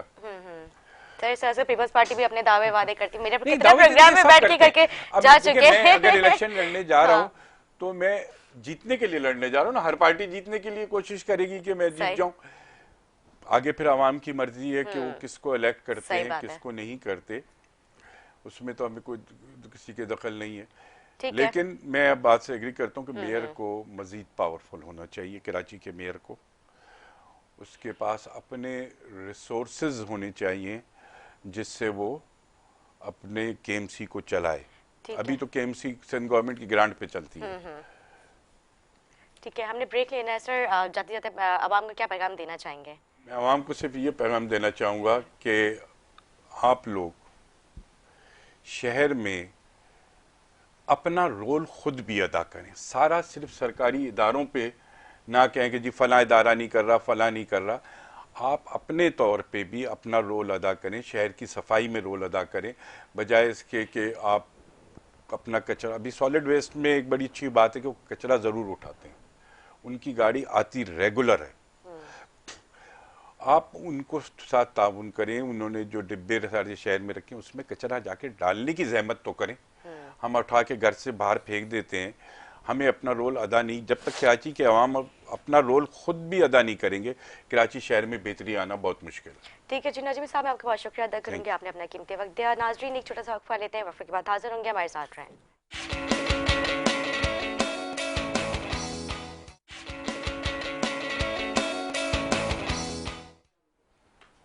जी नाजरीन खुश आमदीद। ब्रेक से पहले हमारे साथ मौजूद थे नजमी आलम, पीपल्स पार्टी के सीनियर मेंबर। अब हमें ज्वाइन कर चुके हैं सीनियर तजियाकार अमीन मलिक साहब। मैं आपको खुश आमदीद कहूँगी। हमारे साथ पहले से नैयर रज़ा हमारे साथ एमक्यूएम पाकिस्तान से मौजूद हैं। जिस तरह से भी बात हो रही थी, आप भी सुन रहे थे, नैयर साहब की भी गुफ्तगू आपने सुनी। मुल्क की मईशत के हवाले से बात कर ले या जिस तरह से भी सियासत की बात कर ले, वो सब आपके सामने। मतलब पार्टीज़ की अगर बात करते हैं तो मतलब तनकीद पे तनकीद होती है, लेकिन अवाम और मुल्क के बारे में जब बात की जाती है तो आपके सामने नहीं। देखिए, मैं यही बात हमारी हो रही थी कि जो इन्फ्लेशन रेट है पाकिस्तान का, वो इस वक्त 9% से भी ऊपर है। बिल्कुल। गवर्नमेंट जो है प्रॉब्ली 0.5 या 1% का इंक्रीज़ करेगी इंटरेस्ट रेट्स के अंदर। तो इन्फ्लेशन को कंट्रोल करने के लिए उनको ये चीज़ करनी होगी। इस वक्त जो सिचुएशन है पाकिस्तान के, जो लग रहा है एक चीज़ कि कोई ऐसी फोर्सेस है, external forces, not with in the Pakistan, जो नहीं चाहती कि पाकिस्तान ऊपर आए। अच्छा। मतलब इस वक्त आप अगर देखें तो एक पाकिस्तान की बहुत बड़ी कंपनी, नाम नहीं लेना चाहिए, लेकिन एक बहुत बड़ी कंपनी के ऊपर बड़ी एलिगेशंस और ग्लोबल, जो कि न्यूयॉर्क स्टॉक एक्सचेंज में लिस्ट होने जा रही है, तो उसके पीछे पड़ गए। जैसे बीसीसीआई के पीछे पड़े थे, अब वो उनके पीछे पड़ गए। अच्छा। मतलब एक जो इकोनॉमी है, वर्ल्ड इकोनॉमी है, वो जो दुनिया है, वो पाकिस्तान के, ऐसा लग रहा है कि पाकिस्तान के अगेंस्ट है। और ये उस वक्त शुरू हुआ जब खान साहब ने वो बयान दिया कि हम जो है ना वो अब डू मोर नहीं करेंगे और हम अफ़गानिस्तान में कोई रोल प्ले नहीं करेंगे, बिकॉज लाइक हमारी बहुत नुकसान हो चुका है। तो उस बयान के बाद जो सिचुएशन है वो बहुत स्पीड में जो है वो चेंज होना शुरू हो गई। फिर जो ये कल बिल वगैरह जो पास हुए हैं, तो ये भी जो है वो कोई मीडिया ने इस तरह से डिस्कस नहीं किया। कितनों को तो ये भी नहीं पता कि कितने बिल्स पास हुए हैं। ठीक है। और फिर अब जो अभी प्रेस कॉन्फ्रेंस आप देख रहे थे, तो मतलब ये सब चीजें तो पहले करने की है। मतलब you have to justify before you pass a bill rather than passing the bill. और सबको पता है कि बिल क्यों पास हो रहे हैं और कौन कौन सा प्रेशर है जो इस वक्त पाकिस्तान के ऊपर है। मतलब ये वाहिद मुल्क है दुनिया का जिसमें साइमल्टेनियस आपको चारों सीजन जो है वो मिलते हैं। मतलब गर्मी अगर आपको कराची में है तो आपको वहाँ पे सर्दी मिलेगी। हर किस्म की क्रॉप्स हमारे पास है। बलोचिस्तान अनएक्सप्लोर्ड इलाका है, सबसे दुनिया का सबसे लार्जेस्ट कॉपर की रिजर्व है। मतलब आई डोंट अंडरस्टैंड कि यहाँ इकोनॉमिक ग्रोथ में क्या हिंड्रेंस आती है कि हम एकदम से जो है वो चेंजेस लाते हैं। पीटीआई की गवर्नमेंट को 1.5-2 साल रह गया है, मतलब करने दें उनको हुकूमत। अगर नहीं परफॉर्म करेंगे तो नेक्स्ट टाइम कोई और आ जाएगा। मतलब हमें पॉलिटिकल और इकोनॉमी को अब अलग करने की ज़रूरत है। ये मैं लास्ट मतलब कितनी टाइम से ये कह रहा हूँ कि भाई इकोनॉमी पे एक हो जाए, politically we can have a different view, economy पे एक हो जाए। फरूख साहब अच्छे हैं, वो जिस भी पार्टी के हैं अच्छे हैं तो वो अच्छे हैं। मतलब इससे कोई पार्टी से ताल्लुक नहीं है उस चीज़ का। मतलब हम मिल के अगर काम कर लें, अमेरिका में भी होता है ना, 1-2-3 पार्टियां होती है, एक जो जीत जाती है उसके बाद कोई दूसरा हिंड्रेंस नहीं देता इकोनॉमिक पॉइंट ऑफ व्यू से। पॉलिटिकली आप जो भी तंग करना है किसी को भी वो करते रहें। पॉलिटिकली हमें अलग व्यूज हो सकते हैं, लेकिन इकोनॉमिकली हमें एक व्यू होना चाहिए और हमें नेगेटिव बातें अब हुकूमत के खिलाफ इकोनॉमिकली नहीं करनी चाहिए। ठीक है जी।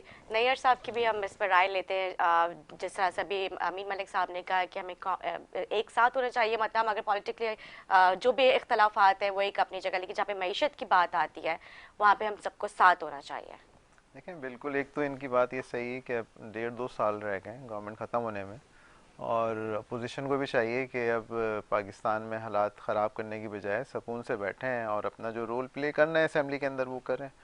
और सही इख्तलाफ सबका हक है, जमहूरियत में इख्तलाफ होना भी चाहिए और वो करें, लेकिन कोई ऐसी चीज़ ना हो जिससे मुल्क मज़ीद किसी नुकसान में जाए। तो 2 साल बाद इलेक्शन होगा, लोग इन्होंने अच्छा काम किया होगा तो फिर लोग इनको वोट करेंगे, नहीं किया होगा तो वोट नहीं करेंगे लोग। ठीक है, बाकी इकोनॉमिकली लाजमत है पाकिस्तान क्या पूरी दुनिया में देखें प्रॉब्लम तो क्राइसिस आया है। 2 साल कोविड की वजह से अमेरिका की भी मईशत जो है वो भी ख़राब हुई है और भी काफ़ी जगह। पाकिस्तान का सबसे बड़ा प्रॉब्लम हमारे मुल्क का ये कि यहाँ एक्सपोर्ट नहीं है हमारी। हमें तवज्जो देनी होगी कि एक्सपोर्ट, और अभी से तवज्जो देंगे तो शायद 10 साल लगेंगे हमें।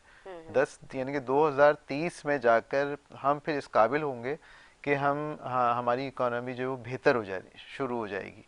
सही है, तो अभी तो हमने शुरुआत भी यानी कि सही से नहीं की है, तो टाइम लगेगा, लेकिन अभी करना चाहिए, एक्सपोर्ट पे तवज्जो देनी चाहिए, इंडस्ट्री लगानी चाहिए और हुकूमत जो है उसको सपोर्ट करना चाहिए इंडस्ट्री को।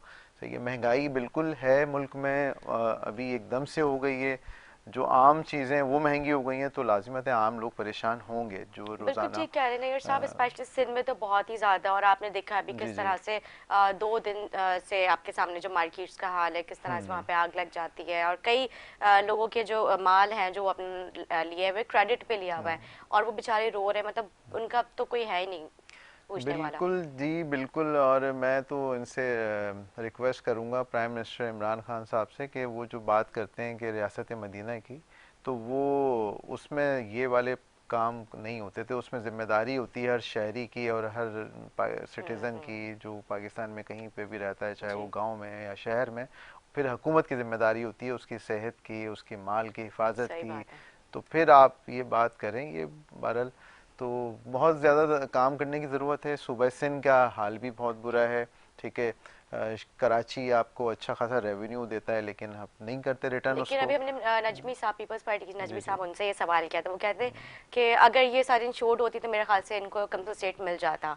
मतलब सिंध गवर्नमेंट क्या कर सकती है इसमें? नहीं, देखें, सिंध गवर्नमेंट ये कर सकती थी कि वो वहाँ पे इनके जो इदारे हैं उस बिल्डिंग को सर्वे करें ना हर साल जाके। इनका एक डिपार्टमेंट होगा ना, हेल्थ एंड सेफ्टी डिपार्टमेंट होगा, जो तनख्वाह भी लेते होंगे मुलाजमीन, उनके एक बजट भी रखते होंगे। ये पूरी दुनिया में हर जगह हेल्थ एंड सेफ्टी होता है। तो वो उन्होंने क्या उस सर्वे किया था उस बिल्डिंग का कि वहाँ पे इस तरह का कोई हैपन नहीं होगा। ठीक है, उस बिल्डिंग को उन्होंने देखा था पहले जाके, तो वो तो कभी भी ये नहीं। अभी इंडस्ट्रियल एरिया में मेहरान टाउन में एक हादसा हुआ था, उसमें 10 लोग जो बेचारे जल गए थे, उसके बाद भी क्या हुआ? कुछ भी नहीं हुआ। देखें आप, आज भी वहाँ इंडस्ट्री कायम है और चल रही है सारी। और चलें, ठीक है, वो तो बेचारे रोजगार से है ना। आप जाएं, आप उनको सर्वे करें, आप बताएं, आप अगर बिल्डिंग प्लान की अप्रूवल दे रहे हैं तो भाई बिल्डिंग को देख कर दें कितनी स्टोरी बननी चाहिए, नहीं बननी चाहिए, वहाँ हेल्थ एंड सेफ्टी के इक्विपमेंट्स लगी हुई हैं, बिल्कुल। नहीं लगी हुई हैं। तो यहाँ तो कुछ नहीं है। बाहर ममालिक में अगर आप जाएंगे तो जो मजदूर होता है ना, वो पहले हेल्थ एंड सेफ्टी का सर्टिफिकेट लेता है, फिर वो लेबर बनता है, फिर वो मजदूर ऐसी है। बनता है। तो फिर वहाँ तो वो कौन करता है? गवर्नमेंट के इदारे हैं, वो उनको कोर्सेज कराते हैं, बताते हैं यहाँ कौन से इदारे करा रहे हैं आपके। यहाँ पे तो सब ऐसे ही सारा चल रहा है। इसका रिजल्ट हम फिर देखते हैं, जो आपके रोड्स बनते हैं, जो सरकारी इमारतें बनती हैं, तो वो कैसी बनती हैं, वो सब फिर इसी तरह आपका बुरा हाल बिल्कुल, होता वो है। सबके सामने ही है। अमीन साहब, जिस तरह से अभी पेट्रोल की कीमतों में इजाफा हो गया, बाकी अगर अशिया खुर्दनोश की बात करते हैं, गरीब आदमी की तनख्वाह जैसे गवर्नमेंट ने ऐलान किया था 25,000, लेकिन मेरे ख्याल से वो अभी तक नहीं पे किया गया है। ये सारी चीज़ें सिर्फ दावे वादों की हद तक, उसमें जब इस तरह के बहरान आ जाते हैं, जैसे चीनी की शॉर्टेज, गंदम की शॉर्टेज और बाकी चीज़ें जो है आपके सामने ही है, बेरोजगारी की शरह आपके सामने, फिर आलमी वबाएं आ जाती हैं, इस तरह के इंसिडेंट हो जाते हैं। मतलब एक आम शहरी का इन सब में क्या कसूर है? वो किस तरह से सरवाइव करेगा? नहीं, डिफिकल्ट टाइम्स है, मतलब चीज़ें बहुत ही महंगी हो रही है। मतलब वीकली अगर आप जाएं तो वीकली ही 100 रुपये 200 रुपये हर चीज़ के ऊपर जो है वो इंक्रीज हो जाते ऐसी हैं। है। अगर एक चीज़ 150 रुपये किलो है तो आपको 160 170, और इस वक्त तो ये सिचुएशन है कि एक दुकानदार 150 बोलता है, दूसरा 160 बोलता है, मतलब विद इन द सेम हाँ, बराबर बराबर में डिफरेंसेस आपको पता चल डिफरेंसेस रहा आपको है। पता। और अगर सही आपने बात है। आपने स्पीड में कोई चीज़ ले ली तो कल आपको हो सकता है वो सस्ती मिल जाए या महंगी भी मिल जाए। मतलब प्राइस का इस वक्त कोई तयन ही नहीं है, कोई रेट लिस्ट नहीं है, कोई मॉनिटरिंग नहीं हो रही प्राइस लिस्ट की। इसका मेन रीज़न जो है वो है तनाव। मतलब जो सिंध गवर्नमेंट है और जो फेडरल है उसके बीच में जो है वो कोहेरेंसी नहीं है, मतलब कोई मैचिंग ही नहीं है कि वो जो है। अब मुत्तहदा कौमी मूवमेंट है वो पता नहीं कहाँ है, मतलब वो जो पहले एक आपके रोल था बराबर में। वो बराबर में ही है। मतलब वो एक रोल जो था कराची का, वो सही। अनफॉर्चुनेटली जो है मुस्तफ़ा कमाल साहब जो अभी इनकी पार्टी में नहीं है, जी जी। लेकिन जब वो होते थे तो एक रोल था उनका एक। मतलब इस वक्त तो मुल्क के हालात उस तरफ जा रहे हैं कि लोग खड़े होके, मतलब लिटरली यहाँ पे तो आप देखिएगा रोड पे लोग मारने शुरू हो जाएंगे एक दूसरे पे, क्योंकि लोगों के पैसे ही नहीं है, वो खाएंगे कहाँ से। सही बात है। और जो बात हो रही थी आपके मतलब पहले प्रोग्राम में कि जी ये हमने ये जो हॉस्पिटल की बात, जिन्ना हॉस्पिटल, तो आप गए हैं कभी जिन्ना हॉस्पिटल? मतलब मैं तो अभी जाके आया हूँ जिन्ना हॉस्पिटल में, आप जाएं तो सही, वो पर्ची देते हैं, वो फ्री इलाज की जो है, जो आपका ये कार्डियो है, ये पर्ची देते हैं और बोले लाइन में लगो। बिल्कुल। मतलब वो तो बंदा ही मर जाएगा, मतलब अगर और फ्री वो इलाज भी है। आपकी लाइन कब आती है, कब कितने दिन आती है? बाद वहाँ आती है, बेड नहीं आपको है कुछ जिन्ना आइडिया हॉस्पिटल नहीं में, है यू इस डोंट चीज हैव अ का। बेड, बिल्कुल लोग ठीक जमीन कह पे रहे सोए हो। हुए वो जो है। और वहाँ पे जो कर्टन्स है उनका तो हाल आपने देखे नहीं, क्योंकि हमने भी खुद वहाँ पे सर्वे किया जी था, जी तो जी वहाँ पे जी। मतलब बहुत बुरा मतलब ये हाल है, बहुत प्रोग्राम हम बुरा वहाँ हाल है। करें अगर, तो आप फिर खुद देखेंगे कि हो क्या रहा है वहाँ पे। नहीं, फिर भी वो कहते हैं कि हमारे पास और सूबों से लोग आते हैं यहाँ पे इलाज कराने के लिए, सिंध में क्योंकि कोई हेल्थ ऑप्शन ही बहुत नहीं है अच्छी ना। है। देखें AKU है वो बहुत एक्सपेंसिव है, वो कोई जा ही नहीं सकता। पाकिस्तान में एक ये है, एक लियाकत नेशनल है, बिल्कुल। हॉस्पिटल है कहाँ?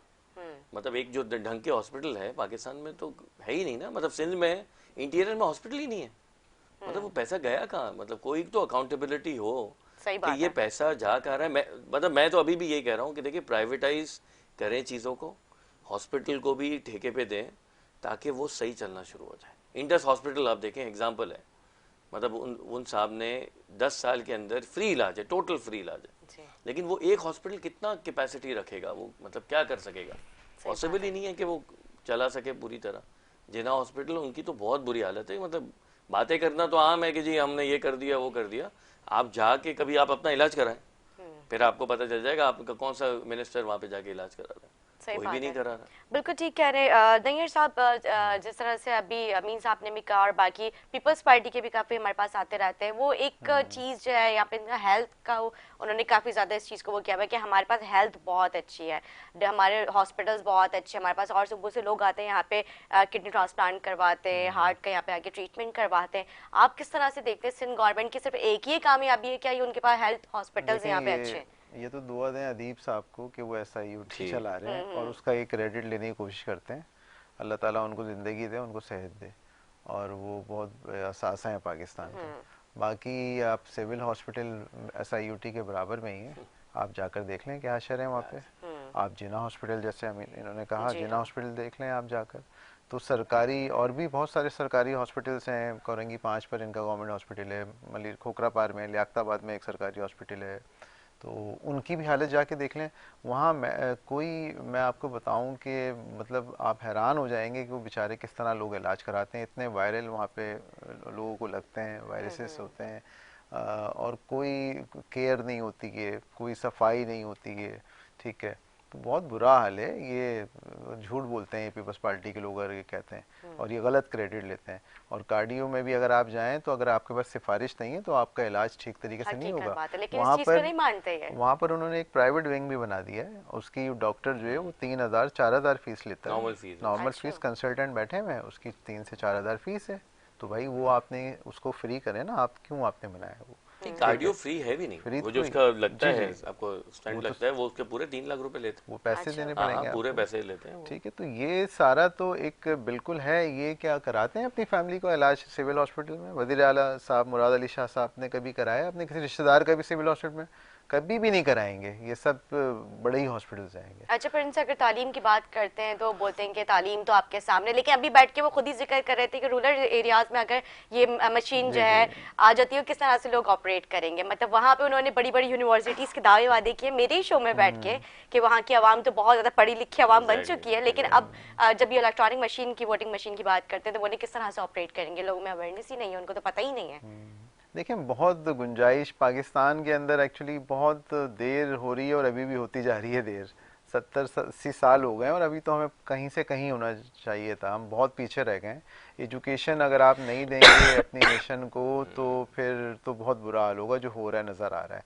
सिंध के अंदर अभी मैं पढ़ रहा था 2-3 दिन पहले न्यूज़पेपर में कि 5,000 इन्होंने या 5,000 बता रहे थे कि बिल्डिंग्स जो हैं, स्कूल जो थे वो बंद करने की प्लानिंग कर ली गई है, ये बंद हो गए सिंध में? सिंध के सिंध में अंदर। कर रहे हैं अब आप schools। सोचें कि ये न्यूज़ जो है और ये सरकारी न्यूज़ मिनिस्टर जो हैं वो प्रेस कॉन्फ्रेंस करके या वो न्यूज़ निकाल रहे हैं।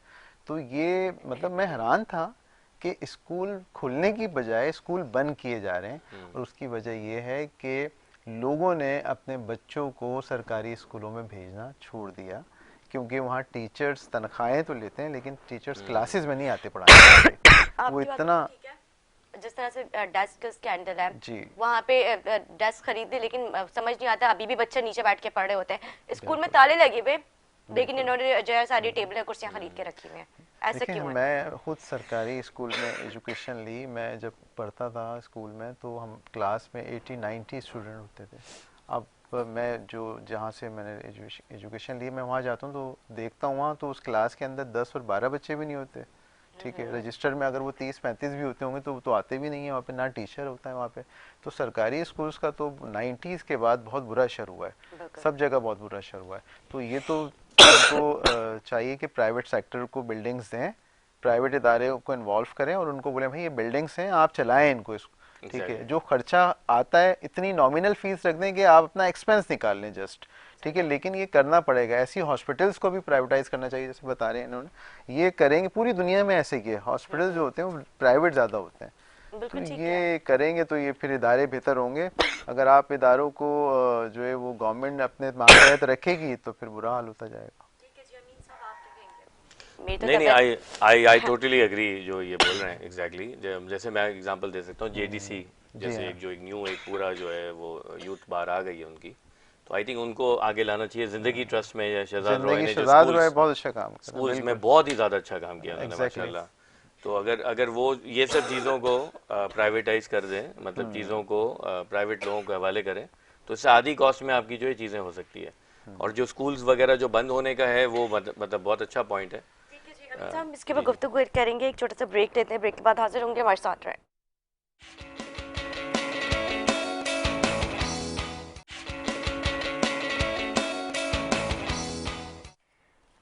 जी नाजरीन, खुश आमदीद। अमीन साहब, ब्रेक से पहले हम गुफ्तगू कर रहे थे मईशत महंगाई के हवाले से, तो मैं चाहती हूँ वहीं से कंटिन्यू करते हैं। हाँ देखिए, मैं सिर्फ यही कह रहा हूँ कि जो एक आम आदमी है वो लिटरली वो पैसे कैसे ज़िंदा है, जो 25,000 में ज़िंदा होना इस वक्त जो है ना वो सबसे तकलीफ जो है। मतलब उनका एक बजट आप बनाएं, मैं खान साहब के लिए कह रहा हूँ कि अगर एक बजट आप उनका बना लें, 50 रुपीज़ जो है बस का किराया है कराची के अंदर, जी। जाने आने के 100 रुपये लगते हैं। 30 दिन अगर काम चले, 20 दिन भी करता है, 2,000 रुपये ये लग गए। 100 रुपये के हिसाब से खाना अगर खाता है तो 200 रुपये का खाना अगर दिन का खा रहा है वो 3 वक्त का 200 का खाना, मैं मिनिमम आपसे बात कर रहा हूँ, ठीक है। तो 30 दिन का जो है 6,000 रुपये तो एक बंदे का खाना है। अगर 3 लोग 2 लोग भी फैमिली में तो 10,000 का खाना तो आपका आएगा ही नहीं, आएगा। उनके वफाकी वजीर हैं, वो कहते हैं कि अगर आप जो है 10 निवाला खाते हो तो आप उसमें से 2 कम कर दो। उन्होंने आवाम को मशवरा दे दिया है इस चीज़ नहीं का। नहीं, वो कम भी अगर कर दें हाँ। तो भी पॉसिबल नहीं है ना। और 10,000 जो भी मतलब कच्ची आबादी में भी कोई रहता है, बिलों के साथ 10,000 का किराया बिल 8-9 हज़ार का आ जाता है, तो 23,000 तो एक्चुअल एक्सपेंस हो गया। 25 अगर कोई कमा रहा है तो 2,000 रुपीज में कैसे गुजार रहा है वो? बिल्कुल। मतलब this is something which is, मतलब लोग जिंदा कैसे हैं? मतलब मेरे ख्याल में तो लोग घरों में काम करते होंगे, उनकी बेगमात काम करती होंगी, फिर वहां से उनको जो खाना बचा होगा वो लेके जाते होंगे। मतलब इस वक्त इतनी एक्सपेंसिव है चीज़ें, पॉसिबल ही नहीं है कि 25,000 में कोई इस वक्त जिंदा रह सके।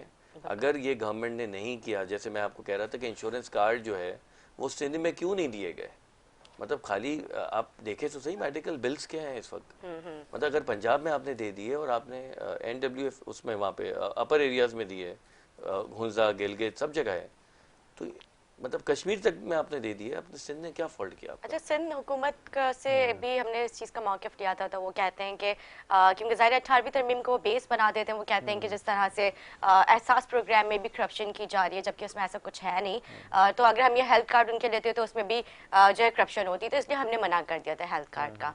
तो इस पे हम अब इनकी भी हम राय लेते हैं। रियलिटी तो ये है कि आप जो गवर्नमेंट इमदाद देती है ना लोगों को, जो एहसास प्रोग्राम है या पहले बेनज़ीर इनकम सपोर्ट था, वो 2,000 रुपये महीना या 1,000 रुपये महीना देते हैं। अच्छा, कितनों को देते हैं पहले तो ये देखें। पाकिस्तान की आबादी 22 करोड़ है, उसमें से कितने गरीब हैं, कितने अमीर हैं, ये सब आपको सारी कैलकुलेशन पहले तो निकालनी पड़ेगी ना। फिर उसमें से भी कितने लोगों को मिलता है, ठीक है। अच्छा, वो 1 या 2,000 रुपये में क्या पूरे महीने का खर्चा होता है? पॉसिबल ही नहीं है ना। ये तो एक मतलब किसी की इंसल्ट करने वाली बात है कि उसको तुम एहसान भी जताओ कि ये तुम्हें हम 2,000 रुपये दे रहे हैं, और फिर पूरे माशरे में आप जो है ना वो प्रोपेगेंडा भी करो उसको कि जी हम तो इतनी इमदाद कर रहे हैं, और फिर पूरी जब जमा कर ली जाए तो बताया जाए कि जी पाकिस्तान गवर्नमेंट ने 20 अरब रुपए दे दिए, पाकिस्तान गवर्नमेंट ने 50 अरब रुपए दे दिए। वो भाई जब उसको आपने डिवाइड किया तो लोगों को मिले कितने कितने, 2-2 हज़ार, 4-4 हज़ार रुपए, चलो 10-10 हज़ार रुपए एक साल में। शायद कोविड जब 2019 दिसंबर में आया था, और शायद अर्ली 2020 में आई थिंक 10,000 उन फैमिलीज को, उन्हीं को मिला था जो रजिस्टर्ड फैमिलीज थी। 10,000 वन टाइम मिला था। और उसमें जब वो 10,000 की फिगर आई तो वो अरबों में बन गई, क्योंकि कई लोगों को दिया गया था, ठीक है। तो वो उससे कोई ना उनका घर चलता है, कुछ भी नहीं होता। जैसे बताया अमीन साहब ने कि पूरा कितने पैसे 25,000 रुपये अगर पर मंथ कोई कमा रहा है तो वो भी नहीं चला सकता, पॉसिबल नहीं है। तो ये तो एक तो मजाक बंद होना चाहिए कि कोई भी सूबाई हुकूमत किसी को हेल्थ कार्ड दे रही है चाहे, या किसी को इमदाद दे रही है 2,000, ये सब बकवास है। जिनको हेल्थ कार्ड मिल रहा है KPK में, पहले वहाँ जाके पूछें उस गरीब से कि तुम्हें अगर कोई बीमार होते हो तो कौन कौन से हॉस्पिटल एक्सेप्ट करते हैं उसको। पहले तो ये भी तो देखें ना। आपने सिर्फ टीवी के ऊपर बता दिया कि हेल्थ कार्ड मिल गया, इसकी लिमिट 2 लाख रुपए है या इसकी लिमिट 4 लाख है। वो भाई देखो तो कर रहा है वहाँ कोई प्राइवेट हॉस्पिटल उसको एक्सेप्ट करता है क्या? सरकारी हॉस्पिटल में तो इलाज ही क्या होता है पूरे पाकिस्तान में हॉस्पिटल में सबको पता है। तो ये बेवकूफ़ बनाना एक है कि जी ये सब कर रहे हैं, सब सिर्फ बेवकूफ़ बनाना, अपनी एडवर्टाइजमेंट करना, ठीक है। ये मैं समझता हूँ इससे ज़्यादा कुछ नहीं है। अगर आप रियलिटी पे बात करेंगी तो कुछ भी नहीं है, कोई कुछ किसी के लिए मैं नहीं समझता है कोई कर रहा है। ठीक कह रहे हैं। अच्छा जी, खान साहब ने नए पाकिस्तान के बहुत दावे वादे किए थे, लेकिन अगर हम नए पाकिस्तान को इस तरह से देखते हैं जिसमें तो महंगाई का तूफान, बेरोजगारी, मतलब इसमें हर चीज़ आपके सामने, तो अगर ये है नया पाकिस्तान तो फिर अब अल्लाह हाफिज है। लेकिन ये एक अनफॉर्चुनेट, और अगर जो है नया पाकिस्तान जिस तरह से खान साहब ने दावे वादे यकीन दहानी दिलाई थी, तो फिर वो कब पाकिस्तान हमें नजर आएगा? ये अनफॉर्चुनेट है कि देखिए, मैं पॉलिटिकल उसमें नहीं जाना चाह रहा, लेकिन खान साहब का जो है वो मतलब इंटेंशन तो सही था। अच्छा, जो उन्होंने बातें की है, मतलब वो चाहते थे, तो फिर कैसे उनकी इंटेंशन? लेकिन अब अनफॉर्चुनेट है कि एक तो ये कि शायद उनके पास टीम नहीं हुई प्रॉपर, ठीक है, उन्होंने वो टीम ली नहीं। मैं पहले मतलब उनके पहले साल से प्रोग्राम पे ये बात बोल रहा था कि उनको जो है प्राइवेट इदारों से लोगों को लेना चाहिए था कि अगर आप मेडिकल के ले रहे हैं तो AKU के आप डॉक्टर लेके आते हैं, मतलब जो आपके पास टॉप क्वालिटी लोग हैं प्राइवेट इदारों में, वो आपको फ्री में काम करने के लिए आपके साथ तैयार है। आप उनको लाएं तो सही, वो पैसे भी नहीं लेंगे बिकॉज दे आर फिल्टी रिच, उनको क्या करना है पैसे लेके, उनको आप लेके आए, वो मुल्क को लेके जाएंगे, पहुंचा देंगे जहाँ पे मुल्क होना चाहिए। देखिए कार्ड की जो बात कर रहे हैं प्रॉब्ली सही बोल रहे होंगे। मैं आपको अपनी एग्जांपल देता हूँ कि मेरे एक जानने वाले हैं जो कि हमारी बिल्डिंग में बेसिकली सिक्योरिटी के इंचार्ज थे, उनकी जो है बेगम को प्रॉब्लम हो गई थी। वो कश्मीर में आज़ाद कश्मीर के रहने थे। तो मैंने उनको कहा कि यार अगर कोई है ज़रूरत, क्योंकि मेरी अम्मी का भी हुआ था तो मुझे पता था कि एक्सपेंसिव है, मेडिकल तो बहुत एक्सपेंसिव चीज़ है। उन्होंने नहीं, हमें एक हेल्थ कार्ड मिला हुआ है। अच्छा। तो पूरा इलाज जो है वो हेल्थ कार्ड में उन्होंने, अब मैं ज़ाहिर बात है मैं वहाँ तो नहीं गया हूँ, इनकी ज़ाहिर बात है पॉलिटिकली ज़्यादा वो होगी, तो वो एटलीस्ट वो इलाज हो गया उनका वहाँ पे। मतलब एटलीस्ट मैं सिर्फ ये कह रहा हूँ हेल्थ कार्ड आप दे दें, जो इंश्योरेंस कंपनीज हैं, जुबली है, EFU है, उनके थ्रू दे दें, एंड उनके कार्ड जो है वो एक्सेप्टेबल होते हैं। हमारे प्राइवेट इदारों में भी हमें दिए जाते हैं, they are all acceptable cards. तो एटलीस्ट कुछ तो हेल्प हो जाएगी ना। सही बात है। देखिए करप्शन तो होनी है, वो नहीं रोक सकते आप, वो एक मतलब एक बिहेवियर चीज़ है वो तो मुझे नहीं पता कि कैसे वो ख़त्म होगी। मैं मतलब वो उस चीज़ से मैं बाहर आ गया हूँ कि भाई वो होनी है आपको। अब आपको एक्सेप्ट करना है कि जी ये होनी है, उसके बाद उसको रहते हुए हमें चीज़ों को सही करना है। एटलीस्ट आप हेल्थ कार्ड दिए तो दो। मतलब सिंध गवर्नमेंट से क्या लेना देना है, फेडरल एक्सपेंसेस कर रहा है, फेडरल ज़बरदस्ती दे दे। आपका गवर्नर बैठा हुआ है, आप बांटे खत्म करें यार। मतलब आप why are you following Sindh government, ये तो ऐसा लग रहा है आपको देना ही नहीं था। ठीक है जी। नैयर साहब क्या पैगाम देना चाहेंगे नाजरीन को? देखें, मैं तो ये समझता हूँ नाजरीन को, मैं क्या बोलूँ, बेचारे नाजरीन सारे परेशान हैंगे। अल्लाह ताला नाजरीन सबकी, हमारी सारे हम आवाम। सब लोग और सब लोग जो है मुल्क तरक्की करें, देखें, और लोगों को ऐसा बनाएं कि हम किसी को इमदाद ना करें बल्कि लोग खुद कमाएं। उसके लिए हमें बहुत सारे शोबों में काम करना पड़ेगा। लोगों को टेक्निकल तालीम देनी पड़ेगी, लोगों को इंडस्ट्री बनानी पड़ेगी, नौकरियां, प्राइवेट सेक्टर देखें, मैक्सिमम नौकरियां प्राइवेट सेक्टर ही देता है, सरकार गवर्नमेंट कभी भी नौकरियां इतनी नहीं देती है। तो हमें इसके लिए बहुत सब कुछ सीरियस होना पड़ेगा, इख्तलाफात को एक साइड पे रखना पड़ेगा। हुकूमत सिंध को 18वीं तरमीम के बाद जो फ़ायदा हुआ वो नीचे डिलीवर करना पड़ेगा, लोकल गवर्नमेंट को देना पड़ेगा, मेयर को देना पड़ेगा, काउंसलर तक को इख्तियार देना पड़ेगा। तो फिर शहर आपको शहर नज़र आएगा, या वरना ये शहर आपको गाँव ही नज़र आएगा। तो ये सारा काम है जो करने की ज़रूरत है। इमरान खान साहब के लिए बहुत अच्छा चांस था और अभी भी है, 2 साल अभी भी बाकी हैं। इनको चाहिए कुछ इकदाम ऐसे करें जो इन्होंने पहले वादे किए थे, जो इन्होंने अपनी स्पीचेस की थी कंटेनर पे, उस पर इम्प्लीमेंट तो करें ना। देखें, तो वो नहीं करेंगे इम्प्लीमेंट तो वो टाइम निकल जाएगा, 5 साल भी निकल जाएंगे, फिर आपके पास क्या रह जाएगा। तो फिर ये सारी चीज़ें फिर होंगी, फिर कोई और लाया जाएगा या आएगा, जो भी होगा हमारे मुल्क के अंदर जो है ना। तो वो बस दुआ करते हैं कि अल्लाह ताला पाकिस्तान को तरक्की दे, पाकिस्तान तरक्की करेगा, सबका फ़ायदा है, सब लोगों का फ़ायदा होगा। ठीक है जी, thank you so much Naiyar Raza साहब, आपने अपना कीमती वक्त दिया। अमीन साहब, आप क्या पैगाम देना चाहेंगे नाज़रीन को? देखिए मेरा पैगाम यही है कि पॉलिटिकल जो भी डिफरेंसेस हैं, at least for the 2-3 years Pakistan को 2-3 साल चाहिए फॉर स्टेबिलिटी। ठीक है। पाकिस्तान में बहुत पोटेंशियल है और पाकिस्तान के पास यूथ है। सबसे इम्पोर्टेंट बात जो है वो यूथ है।